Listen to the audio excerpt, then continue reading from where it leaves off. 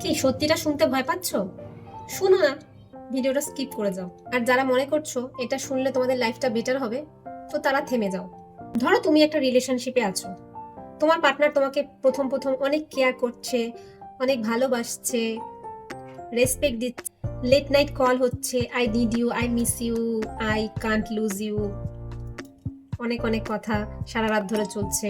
হঠাৎ একদিন সব চেঞ্জ হয়ে যায়, লেট রিপ্লাই আসছে, তোমাকে ডিসরেসপেক্ট করছে, আর তুমি এদিকে বসে বসে কান্নাকাটি করছো, কি এমন হয়ে গেল, তুমি বুঝতে পারছো না কি করবে। কিন্তু ঠিক তখনই আবার সে চলে আসে, সরি বলে, তোমাকে আবার আগের মতো কেয়ার, রেসপেক্ট, লাভ সব দেয়, আগের মতোই বিহেভ করে।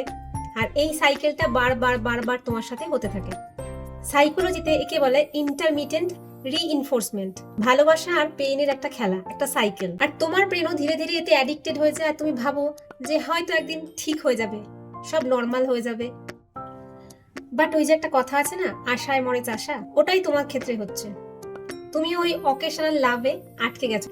এইবার তো সব ভালো হবে, আর কোনো কষ্ট থাকবে না, যেমন চাষা ভাবে এইবার বৃষ্টি হবে, ভালো ফসল ফলবে, ভালো উপায় হবে, ঠিক তেমন। আর এইসব ভেবে না তুমি কিন্তু আদতেই নিজেকে ভেতর থেকে ডিস্ট্রয় করছো এক প্রকার। তার কিন্তু তোমার দিকে কোনো ভ্রুক্ষেপ নেই। আর যেই সম্পর্কে তুমি নিজেকে বারবার ভাঙতে দেখছো, ওটা ভালোবাসা নয়, ওটা ট্রমা বন্ডিং। তুমিও কি এমন সাইকেলে স্টাক হয়ে আছো? তো কমেন্টে লুপ লেখো, আমি তোমাকে অবশ্যই হেল্প করবো।